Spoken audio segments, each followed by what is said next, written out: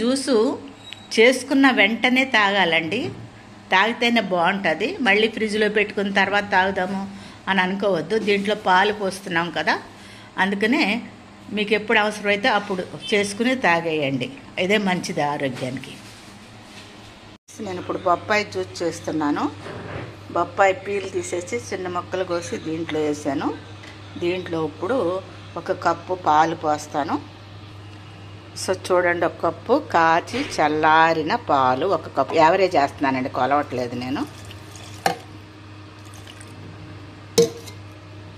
So దీన్ని ఇప్పుడు mixie పట్టుకుందాం మనం. దీంట్లో కొన్ని ఐస్ క్యూబ్స్ వేస్తున్నాను. చూడండి, ఐస్ క్యూబ్స్ వేస్తున్నాను దీంట్లో. చూడండి, దీంట్లో కాస్త ఐస్ క్యూబ్స్ వేసాను. ఇది మనం ఒక 5 to 5 మినిట్స్ ఉంచినా ఇది జ్యూస్ ఎట్లా వచ్చేస్తుంది. దీంట్లో హనీ వేసుకుందాము. నేను చక్కెర వేయలేదు, దీంట్లో హనీ వేస్తాను. అయితే ఇది పోసుకునే ముందు బొప్పాయి యొక్క బెనిఫిట్స్ కూడా చూద్దామండి మనం. హలో ఫ్రెండ్స్, ఈ బొప్పాయి యొక్క బెనిఫిట్ చూద్దామా? ఫ్రెండ్స్, ఇందులో బొప్పాయి యొక్క బెనిఫిట్ చూద్దాము. బొప్పాయి ఎందుకు తినాలి, ఆరోగ్యానికి ఇది ఎట్లా ఉపయోగపడుతుందని. బొప్పాయిలో విటమిన్ ఏ ఉందండి, సి ఉంది, ఈ ఉంది, ఫోలేట్ ఉంది, మెగ్నీషియం ఉంది, ఫైబర్ ఉంది. అంతేకాదు యాంటీ ఆక్సిడెంట్లు కూడా ఇందులో ఉన్నాయండి. వీటి వల్ల, ఇవన్నీ ఉండటం వల్ల చాలా పోషకాలు అయితే ఇందులో ఉన్నాయి. బొప్పాయి తినటం వల్ల శరీరానికి చాలా మంచిదని చెప్తున్నారు. ఎందుకు మంచిదో మనం ఒకసారి చూద్దామా? ఈ బొప్పాయి తినటం వల్ల జీర్ణక్రియ మెరుగుపడుతుంది, రోగ నిరోధక శక్తి పెరుగుతుంది, కొన్ని వ్యాధుల నుండి రక్షణ కల్పిస్తుంది, హృదయ ఆరోగ్యం మెరుగుపడుతుంది, హార్ట్ ప్రాబ్లం క్లియర్ అవుతుందంట, కంటి ఆరోగ్యం మెరుగుపడుతుంది, జుట్టు ఎముకలకు ఆరోగ్యాన్ని ఇస్తుంది, రోగ నిరోధక లక్షణాలు కలిగి ఉంది,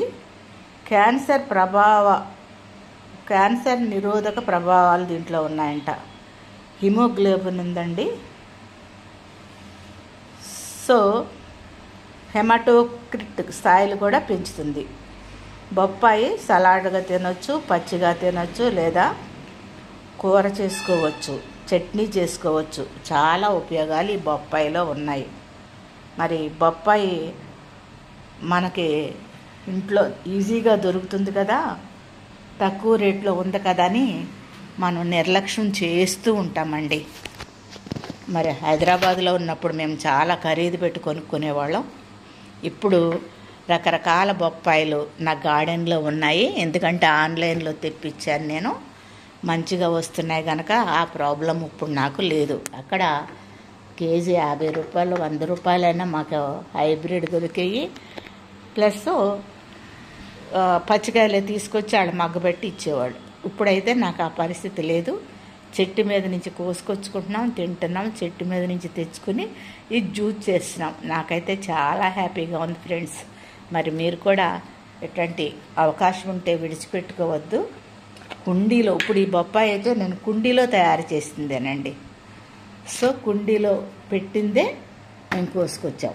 సో దీంట్లో ఐస్ క్రీమ్ చేశాను కదా, కొంచెం దీంట్లో నేను చక్కెర వేయలేదు కనుక హనీ యాడ్ చేస్తా. చూడండి, స్పూన్తో కలవట్లేదు, కొంచెం అయితే సరిపోద్ది.